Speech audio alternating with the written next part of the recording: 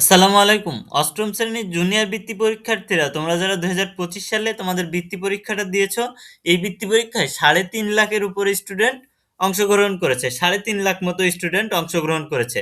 এখন শিক্ষা বোর্ড এই খাতাগুলো দেখবে, দেখে তারা একটা রেজাল্ট নির্ধারণ করে একটা নির্ধারিত ডেটে এই রেজাল্টটা প্রকাশ করবে। তবে এখনো নির্দিষ্ট কোনো ডেট জানায়নি। সাধারণত দেখা যায় যে বৃত্তি পরীক্ষা হওয়ার কয়েক সপ্তাহ কিংবা ১ মাসের একটু বেশি সময়ের ভিতরে তোমাদের এই বৃত্তি পরীক্ষার ফল প্রকাশ করে দেয়। সুতরাং তোমাদের যেহেতু ৩.৫ লাখ স্টুডেন্ট তোমরা পরীক্ষা দিয়েছো, ৩.৫ লাখ স্টুডেন্টের খাতা দেখতে, তাদের খাতা দেখতে, রেজাল্ট ঠিকঠাক করতে অনলাইনে বিভিন্ন কার্যক্রম আছে, এগুলো তোমার হচ্ছে রেজাল্ট ভালোভাবে আপডেট করতে, এসব কাজ করতে কিছু টাইম লাগে।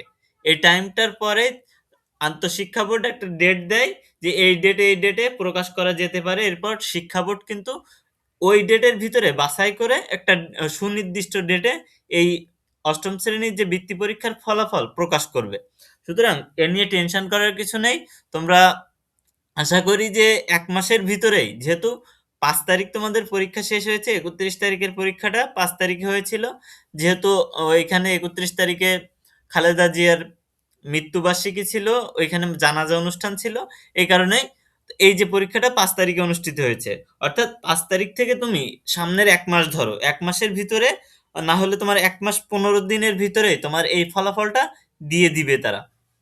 সুতরাং এ নিয়ে যারা টেনশনে ছিলে তাদের বলে দিচ্ছি যে এটা যেহেতু ৩.৫ লাখ স্টুডেন্ট, এই ৩.৫ লাখ স্টুডেন্টের খাতা যাচাই বাছাই করবে, কার কার বৃত্তি দেওয়া যায় সেগুলা দেখবে, কতজনকে বৃত্তি দেওয়া যায়, কতজনকে ট্যালেন্ট পুল দেওয়া যায়, আবার কতজন সাধারণ বৃত্তি পাওয়ার যোগ্য, এসব কিছু বিবেচনা করেই কিন্তু একটা ফল আসবে। তো এইসব কিন্তু ঠিকঠাক করতে একটু টাইম লাগে। সুতরাং ১ মাসের ভিতরে তোমাদের এই রেজাল্টটা প্রকাশ হবে না ১ মাস পরে গিয়ে এই রেজাল্টটা প্রকাশ হতে পারে।